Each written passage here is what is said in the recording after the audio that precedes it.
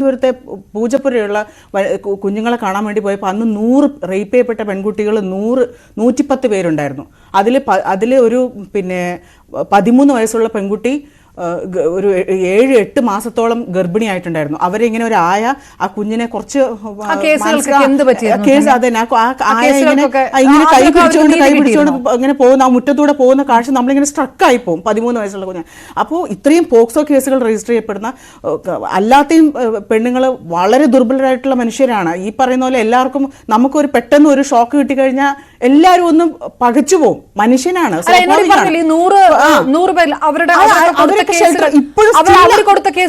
നീതി കിട്ടിയോ? ഇല്ല.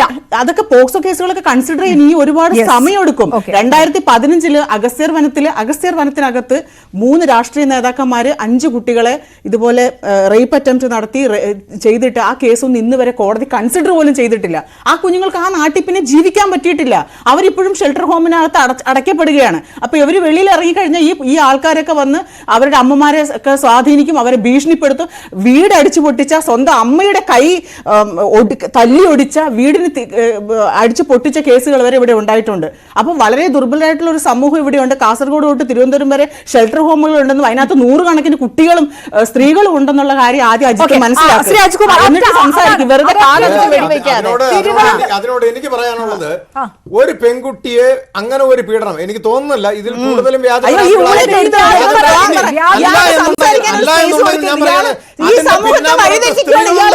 അതിന്റെ പിന്നാമ്പുറത്ത് ഈ പീഡനങ്ങൾക്ക് പിന്നില് സ്ത്രീകളുണ്ട്, അമ്മമാരുണ്ട്. അമ്മമാര് മക്കളെ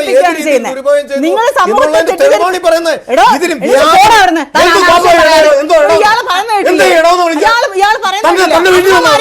തന്റെ വീട്ടിൽ വന്നാണ്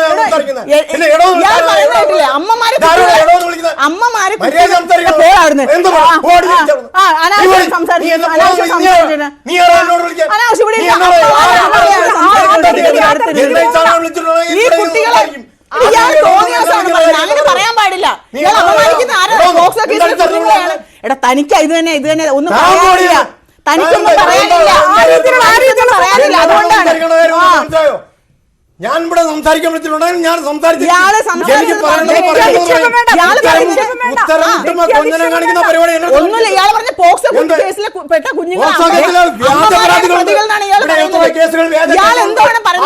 സംസാരിക്കാൻ വിളിക്കുന്നത്. ഇയാളെ സംസാരിക്കാൻ വിളിക്കുന്നത് ആര്? കോടതി ആരാണ് ജഡ്ജി? നിങ്ങളാണോ ജഡ്ജി?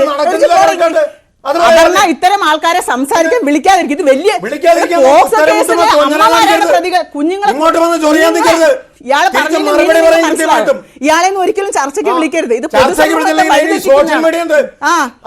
സോഷ്യൽ മീഡിയ വിഷയമല്ല. പക്ഷേ എന്റെ മുൻപിൽ ഇരുന്നിട്ട് എന്റെ അടുത്തിരുന്നിട്ട് എന്നെ ഇടപെടുന്ന് വിളിക്കാൻ ആർക്കാ കൾച്ചറുള്ള സംസ്കാരമുണ്ടോ?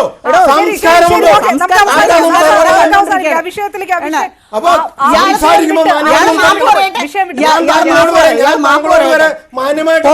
കുഞ്ഞുങ്ങളെ അപമാനിക്കുകയാണ് ചെയ്തത്. എവിടെ വ്യാജ പരാതികൾ